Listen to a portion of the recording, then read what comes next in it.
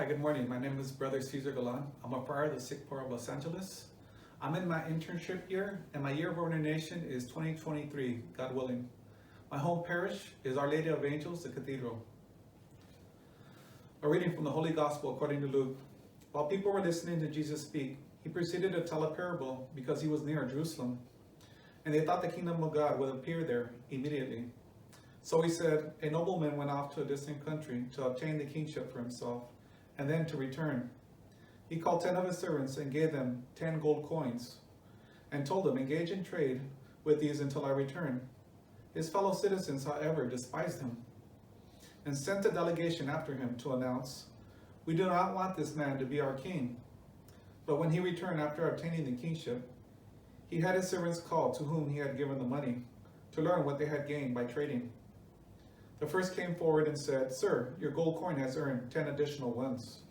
He replied, Well done, good servant. You have been faithful in this very small matter. Take charge of 10 cities. Then the second came and reported, Your gold coin, sir, has earned 5 more. And to this servant too he said, You take charge of 5 cities. Then the other servant came and said, Sir, here is your gold coin. I kept it stored away in a handkerchief, for I was afraid of you, because you are a demanding man. You take up what you did not lay down, and you harvest what you did not plant. He said to him, With your own words I shall condemn you, you wicked servant. You knew I was a demanding man, taking up what I did not lay down, and harvesting what I did not plant.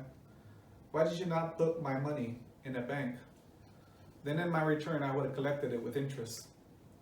And those standing by said, Take the gold coin from him, and give it to the servant who has 10. But they said to him, Sir, he has 10 gold coins. And he replied, I tell you, to everyone who has, more will be given. But from the one who has not, even what he has will be taken away. Now as for those enemies of mine who did not want me as their king, bring them here and slay them before me. After he had said this, he proceeded on his journey to Jerusalem. The Gospel of the Lord. In today's Gospel, we hear of the nobleman that gives his servants 10 gold coins each to engage in trade while he leaves to go get his kingship. And we can easily compare this today to these gold coins as the gifts and talents that God gives each one of us in our lives. He gives them so we can go out and trade, to be the light of the world, the salt. And I guess the question we have to ask ourselves today is are we being that light in the world? Are we going out and being fruitful? Or are we hiding our gifts? Are we putting them in my handkerchiefs? I can easily compare this also to my own vocation and entering the religious life and the seminary to, God willing, to be a priest one day. So how easy it is for me to discredit my own talents. I see other people that are more talented than I, they're gifted with speech, better looking, taller, and we tend to compare our talents with other people's talents. And as soon as we do that, we already lose, because we can't see our talents so well sometimes.